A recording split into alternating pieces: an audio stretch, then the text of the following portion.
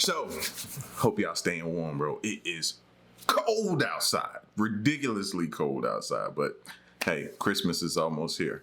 You know what I mean? So, but in this next video, man, in our continued quest to search and find and discover the truth, we're going to check out some new and recent discoveries scientists have made. Now, will this give us more answers to our history? Hopefully. We don't know. We got to check the video out. So if you're new, you know what to do. Hit that subscribe button, join the fam. Let's check it out. Archaeologists' discoveries are helping us understand the past better than ever, right? Well, not really. In fact, the researchers keep recovering artifacts that simply don't make any sense in the historical context. Some of these finds even give reason to completely overturn the official historiography. This includes, in particular, the fourth point of today's video. If you want to know what topic scientists are scratching their heads about, you should definitely stay tuned. But before we get started, make sure you hit the like button and ring the notification bell to stay up to date with our future videos. Also, stick around until the end to hear one of the most unbelievable discoveries so far. The Medallion of the Pharaoh. After taking power, the ancient Egyptian king Akhenaten decided to completely change the religion of his people. Under his reign, the sun god Aten was placed above all other Egyptian gods, and to this day, historians are puzzled as to what prompted Akhenaten to make such a drastic change. See, now this is what we were talking about when we were discussing the Bible and how each era made different changes based upon how they felt at the time, and which was their way of leading their people. You know, they felt what should be or what should not be in the Bible. You get what I'm saying? So listen what he just said just then. He changed things. So that brings up more questions I have about the Bible now. Akhenaten decided to completely change the religion of his people. Under his reign, the sun god Aten was placed above all other Egyptian gods, and to this day, historians are puzzled as to what prompted Akhenaten to make such a drastic change. According to an old story, the answer to this intriguing question could be hidden in a mysterious medallion that Akhenaten is said to have once possessed. On the corresponding object, we see something reminiscent of a huge UFO. Above this is a bizarre figure that looks like a classic alien and is enthroned above the pharaohs and gods placed below. So the scenery immortalized on the medallion shows how the ancient Egyptian population was ruled by extraterrestrials. In the ranks of the convinced pre-astronauts, it has always been suspected that the inhabitants of the pharaonic kingdoms were in lively exchange with extraterrestrial intelligences and worshipped them as supernatural deities. The problem: nobody knows whether the legendary medallion even existed. So while one camp sees the object of absolute proof of pre-astronautics, others see it as nothing more than a modern myth. The Savior's Tomb. The New Testament tells of Jesus being buried in a tomb after his death on a cross, which he left again 3 days later. But where is the legendary tomb in which, according to biblical tradition, the Christian Savior rose from the dead? Well, in this respect, there are 3 tombs in Jerusalem that made this claim for themselves. 5 kilometers south of the Old Town is the so-called Talpot Tomb. The crypt was discovered during construction work in 1980 and contained 10 bone boxes. One of these so-called ossuaries bore an inscription that was later deciphered as Jesus, son of Joseph. If the bones of the Christian Savior and Redeemer really are here, the stories of Jesus' resurrection would be called into question completely. From a technical point of view, however, the interpretation of the Talpot tomb as a family tomb of Jesus does not seem particularly valid. The reason that most people reject this tomb for belonging to Jesus Christ is simply because the evidence doesn't back up such claims. For one, some people believe the inscription of the tomb of so-called Jesus does not appear to match the age of the inscriptions on the other tombs. The etchings on Jesus' tomb appear to be far more recent than the others. Another hitch in the theory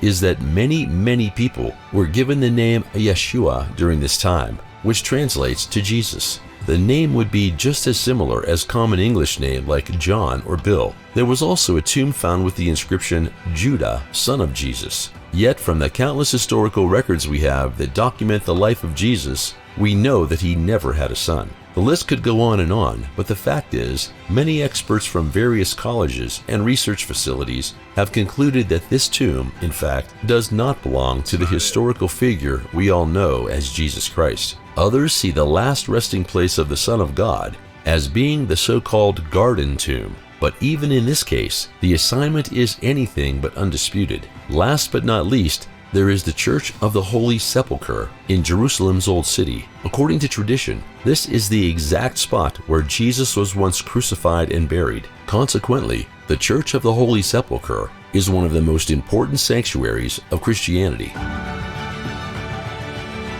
Holy nails. Speaking of which, the holy nails are said to be the very objects with which Jesus Christ was once crucified. For this reason, the nails of the cross are also among the most important relics of Christ in the Catholic Church. However, the problem arises that several churches claim to own the legendary artifacts. But who owns the real holy nails? Since I was about to say, everybody can't claim to have it now. Who's telling the truth now? the historical records of the respective objects are often very uncertain and incomplete, the question is extremely difficult to answer. While some experts believe authenticity is most likely in the relics in the Trier Cathedral and the Roman Santa Croce, others suspect none of these official shrines were used at the crucifixion. One thing we must keep in mind is that during the time that Jesus was crucified, metals such as iron were incredibly valuable and very difficult to manufacture. Because of this, most scrap iron would have been reused, melted down, or something similar. Because of this, a large portion of people don't believe that these nails even exist anymore. If they do, they have likely been lost to history and will never be recovered. Inexplicable footprints. A short look into our past shows that the original species of the genus Homo was Homo rudolfensis. If scientific estimates are to be believed, around 2.5 million years ago, our extinct relatives entered the terrestrial stage in East Africa. At first glance, it appears to be the footprint of a modern human. However, the footprint has been dated to be 5.7 million years old. However, according to our official knowledge, Homo sapiens only evolved around 300,000 years ago. If scientific estimates are correct, the ancestors of modern humans lived in Africa more than 5 million years ago and still had ape-like feet, according to official doctrine. However, the forward-pointing toes and long sole of the footprint discovered on Crete completely turns this common scheme on its head. At the time the footprints were made, what is now the island was part of the mainland. The Sahara did not exist at that time either. In theory then, it is possible that the anthropoids migrated north from Africa and eventually reached what is now Greece.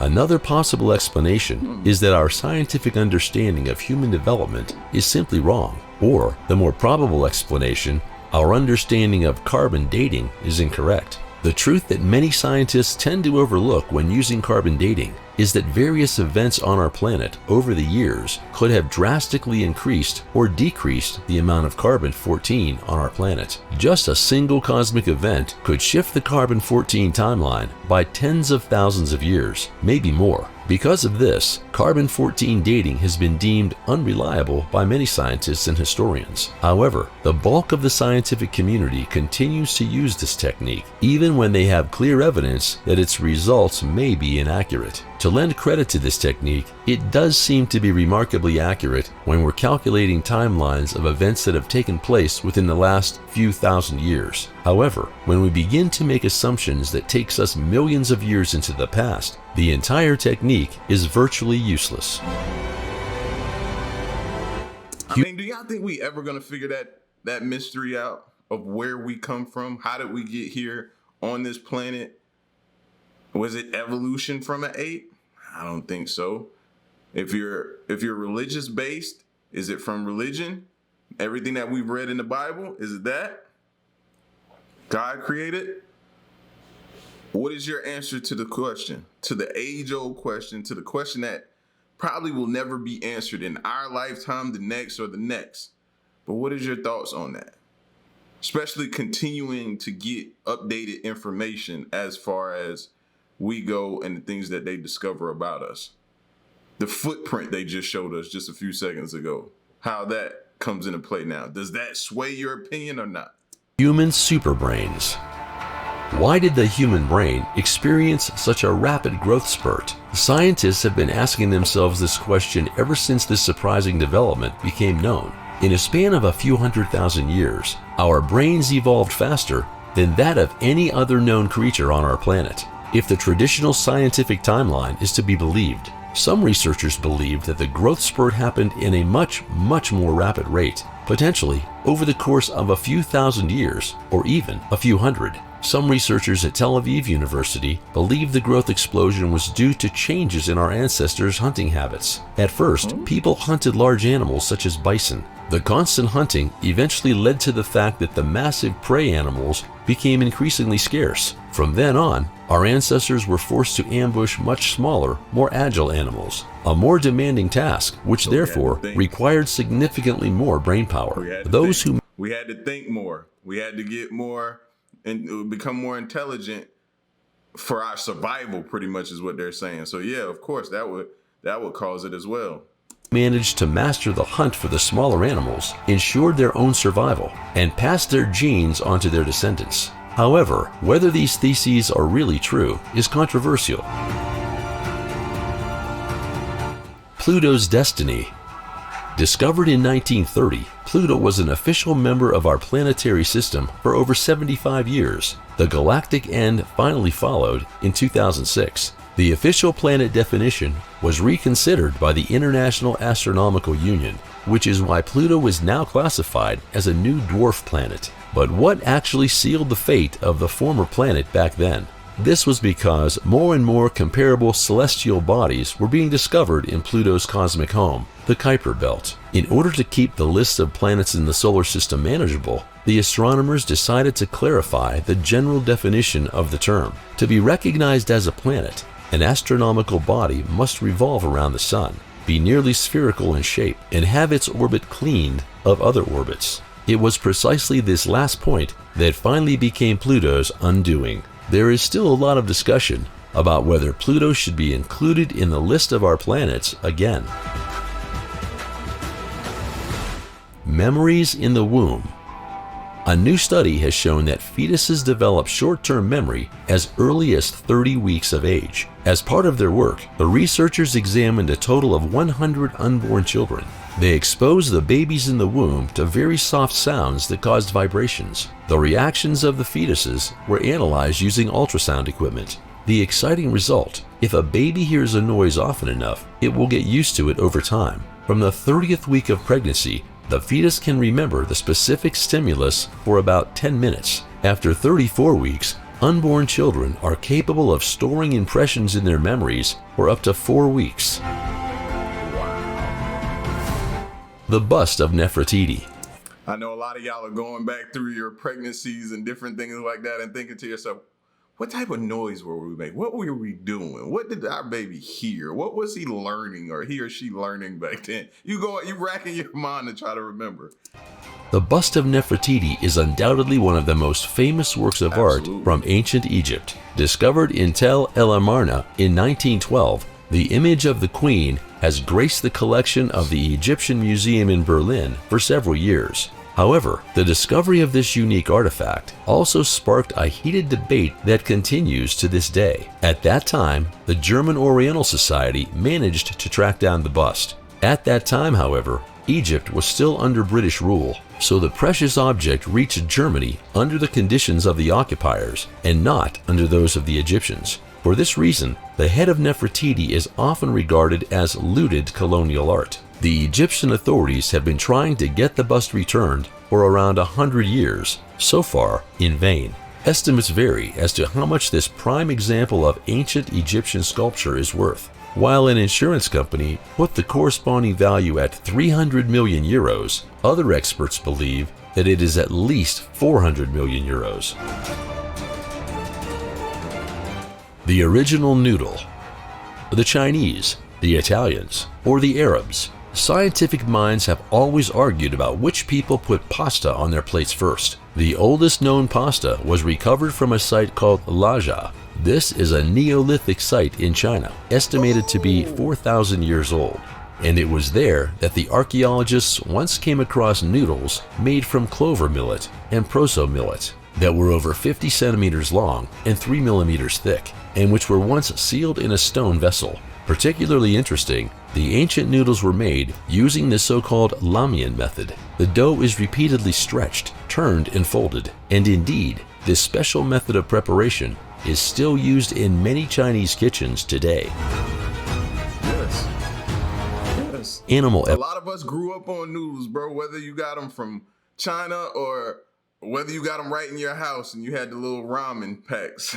You know what I mean? Chicken, shrimp, beef, Oriental was a flavor, mushroom. They used to have all kind of different flavors back in the day, bro. Now you just limited to the few, but if you grew up on noodles like I did, I never knew where they originated from. Evolution. When did animals as we know them come into existence? This question has been on the minds of scientists for some time. We now know that the primordial organisms once began to form exoskeletons and evolved into animals during the so-called Cambrian explosion.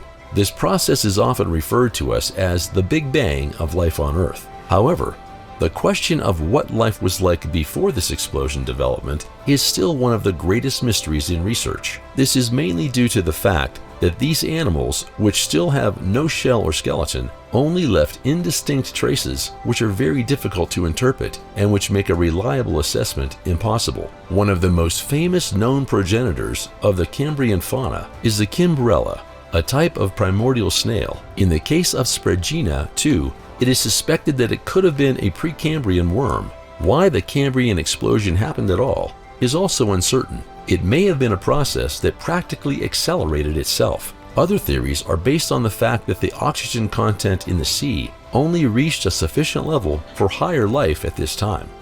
Alright folks, now it's your turn. Which discovery surprised you the most? And what do you think the mysterious Crete footprints are all about? We look forward to your comments. Leave us a like and a subscription so that we can dive into the world of the most spectacular finds and theories again soon. Yeah, now I know where noodles came from, bro. Like, some people don't realize, and I know some people, you know, you turn your nose up at it, but in some cultures, man, noodles are really, really, really a thing. You know what I'm saying? Like, seriously, bro, like eating a lot. The amount of noodles that are consumed in a day in other countries is astronomical, bro. So next time you turning your nose up at them, man, don't, fam. You just don't know. You don't know. So, but and I keep saying I want to go to actually a noodle restaurant or a bar or something like that and have them and try different flavors. You know what I'm saying? So I'm gonna have to really do that now. But yeah, man, y'all get at me and let me know what you thought of this video as far as the evolutionary part and whatever else you like. Let me know in the comment section. Stick around and stay tuned. Till next one, I'm gone. Peace.